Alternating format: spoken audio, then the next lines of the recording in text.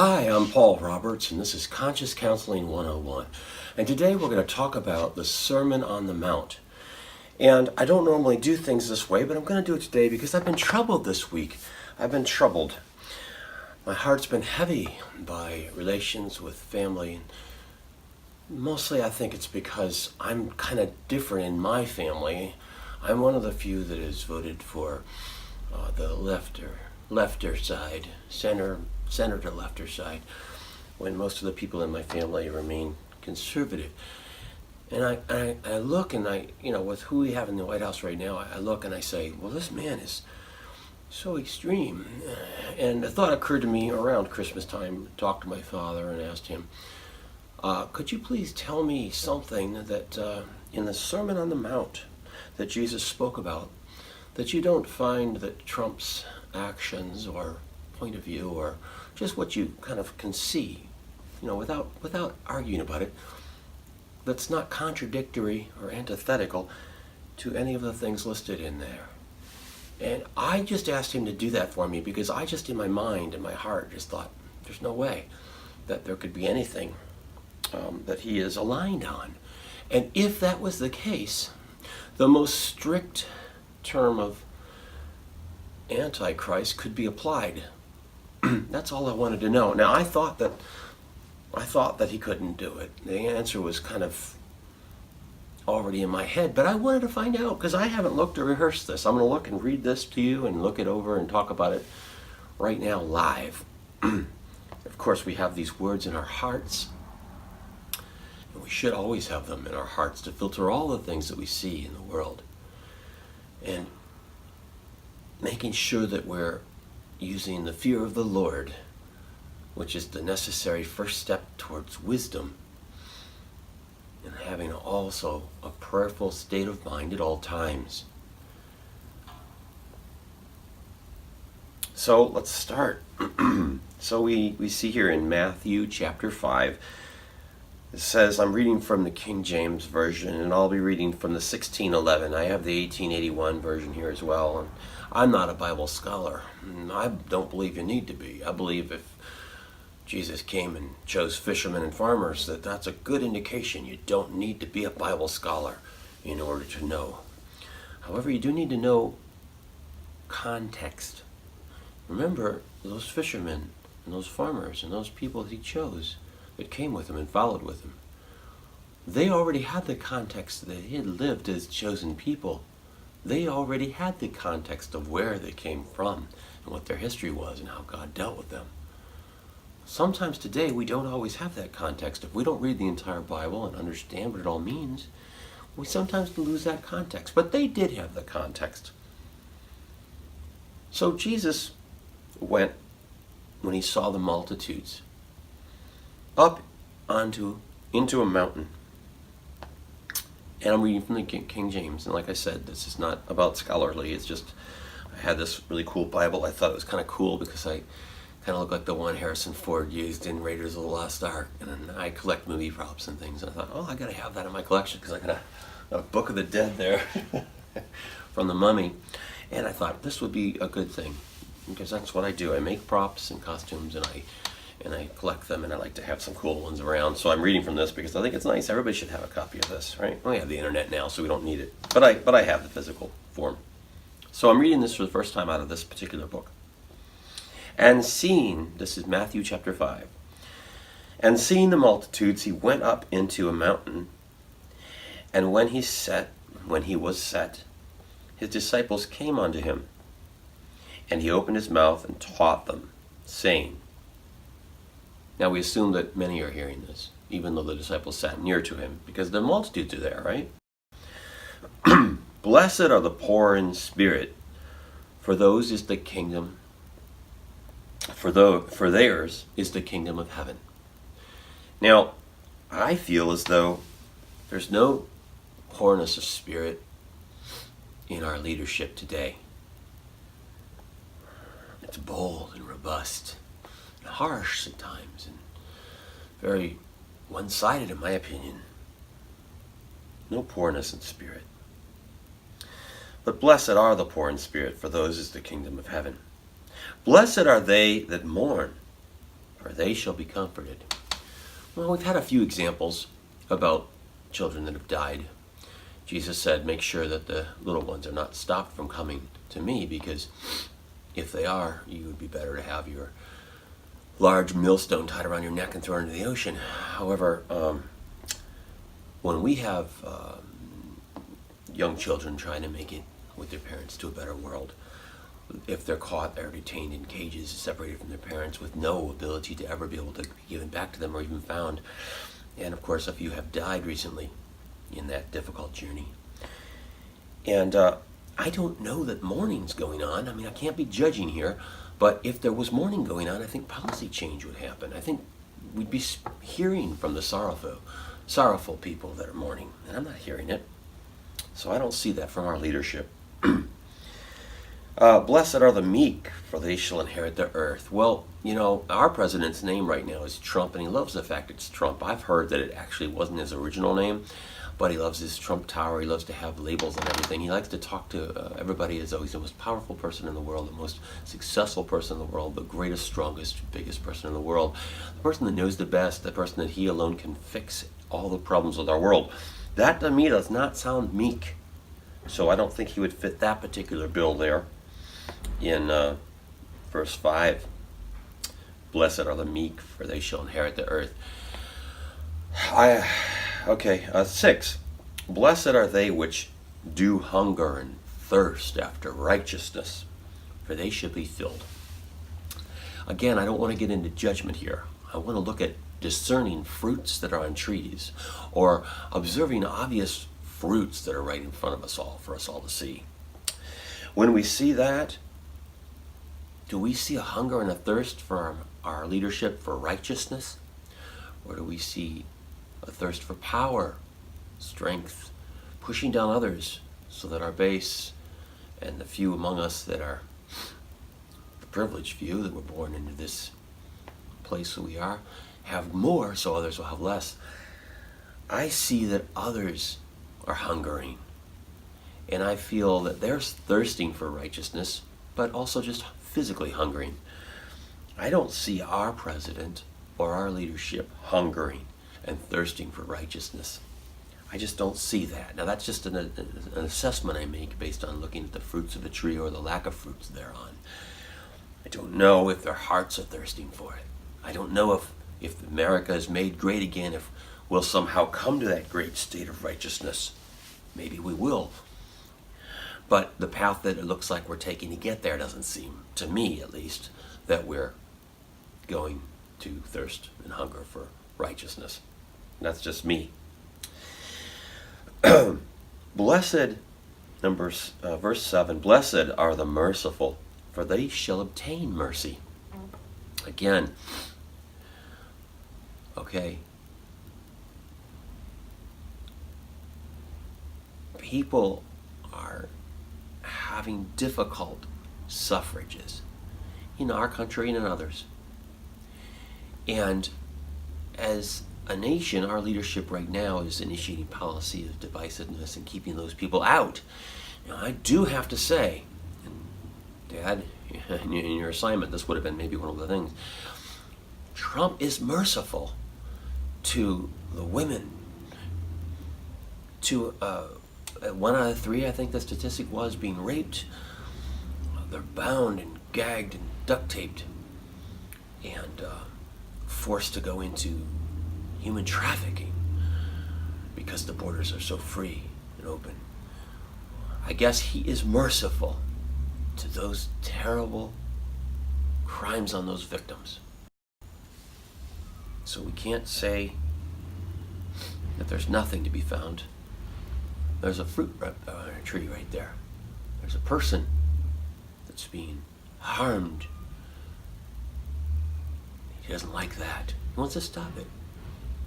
And by keeping the others out, that'll be stopped. So I guess he is merciful to those that are severely afflicted. Blessed are the pure in heart, for they shall see God. Well, we saw that one fruit, and I'm arguing it, that maybe it is a fruit. I personally probably think it might not be. but let's say it is. I'd like to see that fruit all over the tree. A person that's pure in heart, you'd see that fruit all over the tree, wouldn't you? Because they're pure, there's not a blemish or mark.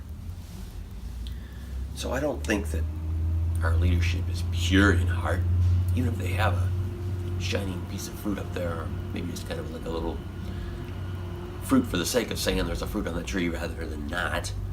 I wouldn't say that's pure in heart. We go on to the next page. Verse 9. Blessed are the peacemakers, for they shall be called children of God. Again, Dad, if you'd done your homework, you might have said, ooh, but he did go and make peace. He said that we'd all be at war if another president got in because he was buddy-buddy with Kim Jong-un and he stopped nuclear war. So he did keep peace for us. So, that's a big one. They'll be called the children of God. But just because I'm sitting right now, right here, and I have not been nuked, and I'm able to speak to you, and you're able to perceive this, at this exact moment, we've not been annihilated. Are we truly believing that peace is being kept? Or are we going back to one of those earlier verses and touting his greatness? And is what's being said behind closed doors enough for us to believe that we will not see other countries trying to annihilate us? Don't know for sure that he's a peacekeeper. I'd like to think and hope that he may be. We still have the question of those other ones. Why wasn't he on those? I guess we don't all have to be every one of them, right? That's hard to aspire to that. Maybe he is keeping the peace. Maybe he is.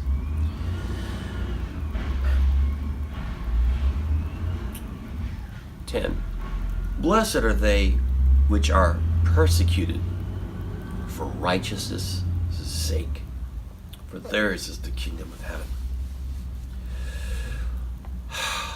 I think those that want to come to a country who has a Statue of Liberty in the harbor welcoming them, to a country that's been built by those that have come just recently in the last couple hundred years, and they want to come, but they're persecuted when they want to. I don't know that they're righteous just because they want to come, but they are persecuted. I'm not sure where I'd side on this particular verse. There's the kingdom of heaven, though. The ones that are persecuted for righteousness' sake. Blessed are ye when men shall revile you and persecute you, and shall say all manner of evil against you falsely for my sake. I personally know, just from this past week, and from other times in my life, that when I speak about Jesus' teachings to someone that views them differently, I receive what I believe to be persecution, judgment. I don't receive what Jesus said we're supposed to receive, pointing to his word and showing how it might be different than we see. I see a judgment or persecution. Obviously, those outside of my family and friends that don't know me on the streets and whatnot persecute me when they see my actions. Trying to be honorable and following Jesus' teachings, I just accept that and don't even hardly notice it anymore, because I know that that's added on to me, and so it doesn't trouble me. I'm not offended easily. We should rejoice and be exceedingly glad, for great is our reward in heaven if we're persecuted because of our righteousness. And we should also note that for so persecuted they the prophets which were before you. And then Jesus talks to these types of people that he's talking to here. Ye are the salt of the earth. But he cautions. And maybe this is for people that can't find themselves enough in all these verses. Maybe a few of them even are given a little bit of credit to the leadership today. Maybe a few of them have a chance in the wording here. If we don't judge, we don't look too deep, we we just give them the benefit of the doubt. There's a caution for people that can't find themselves in all of these things. If you're a Christ follower, I think there's a really good chance you're going to find yourself in all of these things. But there's a cautionary measure here. If the salt has lost its savor, wherewith shall it be salted? Be sure, folks, be sure that if you come to keep Jesus' commandments and know him, that you keep them and know that you are these things so that you'll be blessed. Do not be pulled down by the things that offend you, even if they may cause your heart to be heavy.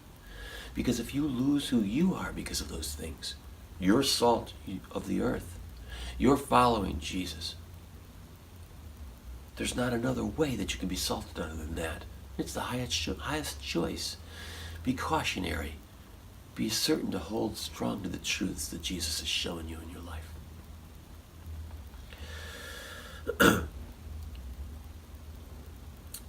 And he says then, what's the ramification if we can't find ourselves to be the salt of the earth?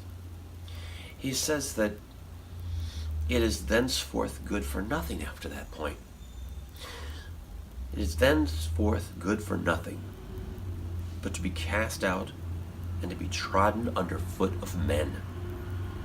If there's no righteousness there, if you weren't salty in the first place, if you didn't know Jesus through his teachings and come to know him, or if you didn't know him in the first place, or you did know him and you lost what you knew, perhaps you didn't know him. I find it difficult to believe you could know him and then lose it. But if you did, this is a cautionary tale for you. Look at it closely. Because you would be good for nothing but to be cast out and trodden under the foot of men. If you're not good for salt, if you're not good for what your essence is made for and created and designed for, then you're just fodder, you're nothing. To be trampled on the ground like dirt. Then Jesus talks to these people that are gathering, yearning and thirsting for this knowledge, teaching, and righteousness. And he says to them, ye are the light of the world. A city that is set on a hill cannot be hid. I remember when George Bush was president, he acted as if we were the light to other nations and their excesses of evil. He was judgmental and dividing in his tone and talk, such as I believe our leadership is today. And he acted as if we were the ones to look toward. Well, I agreed with him that we did have some examples that could be looked toward. And I agree that today we should have some examples that could be looked toward. Our symbology, our symbols, what we stand for, who we are. As I mentioned previously, our Statue of Liberty. I'd like to see less borders. I'd like to see a social security number system or something like that so that everybody that comes can freely give and freely get. I'd like to see a world that is balanced in that way, where we don't need borders, and to make evil enemies out of people that are not like us or somehow not deserving as much as we are. If we didn't get here soon enough, if we don't have prestigious work skills, if we're a mother or a young child that's with us and can't contribute to our economy, we're less somehow. I just can't see that being the light of the world is a way to be. And I see our leadership not holding the light of the world up like that. A city that is set on a hill cannot be hid. We're going to be right out there, aren't we, for everyone to see. And Jesus says, of course, neither do men light a candle and put under a bushel, but on a candlestick, and it giveth light unto all that are in the house. And then he tells us what to do. Let your light shine before men, that they may see your good works and glorify your Father, which is in heaven. Think not that I've come to destroy the law or prophets. I am not come to destroy, but to fulfill. Well, we aren't chosen people. We aren't Jewish all among us. But when the lady that was under the table, when Jesus was congregating with Jewish brethren in a house, wanted some attention from Jesus, Jesus said, I have not come for you. I believe it was right then when that woman demonstrated her faith and said, but Master, even the dogs eat the crumbs that fall from the Master's table. I believe it was right then that Jesus showed for all of us in his response towards appreciating her faith, that it became known and shown that he was here for all of us. Just like when he was here on this mount, and all that Alyssa could gain from these teachings, that woman's faith for the scraps that so many have rejected were so treasured by her and sought after. I believe that was one of the turning points that we can see in Scripture of how he's here for us. Are we going to find even scraps of decency? I mentioned a few things that if we gave the benefit of the doubt, would only be a scrap from our leadership. Do we want to see that whole tree bear good fruit? I've done the homework assignment I asked my dad to do. I'm not going to go any further. That's my take. I wouldn't judge my father on the way that he would do it if he would, other than to say that you will do something and then not, would not to be having your yes be yes and your no be no. We're told not to do that. I can't judge for that, but again, I can ascertain. I can make an assessment. I can give a rebuke. I've asked for a rebuke this week, for my brother in Christ and brother physically has seen that I have seen God's tremendous power be such that I believe that his children of God cannot be taken away, even if they're killed prior to birth. Because God is so powerful that man's sins and ills can't change what God does, even if it appears to all of us that he can. And so therefore I believe that we should have choice over the circumstances that God gives to us, and not legislate a morality through law that causes all of us to be a certain way. Because I don't believe the leadership has, as I've tried to point out here, enough of the humility and the blessings that Jesus spoke of for the salt of the earth in the Sermon on the Mount in order to be telling us how to live. I believe that God speaking in our heart through the Holy Spirit in Jesus Christ's teachings and works through God can show us what we should do in a circumstance. No law is ever going to do that. No man's law is ever going to do that. And that's why I remain open to the power of God to legislate and to dictate what happens in our life, not man's law. Jesus told us not to put our faith or call man Father. I would be not listening to him if I chose to do otherwise. This is my sharing with you in my way of communicating. For the past 15 years, I've been developing Conscious Counseling 101, offering free service of counseling, spiritual guidance, aid with problems in life, a friend to speak with, anything you can think of, to anyone that would come. And the only way that I have tried to find them so far on my own is to go out there and put videos and response to things in the vein that only someone that's looking and recognized a Christ teaching in what I said or showed or talked about would ever find it. So the only people I would be congregating with are those that are actually looking and care in those terms. This is why I remain small. This is why I remain on the road that is narrow and very few will find it. And I have to be content there. It's lonely sometimes. But I have reached out to those around me, not everyone, but those around me in my immediate vicinity, saying perhaps we should double our efforts and try to go out and reach more. I did not receive responses that would be conducive to help in that area.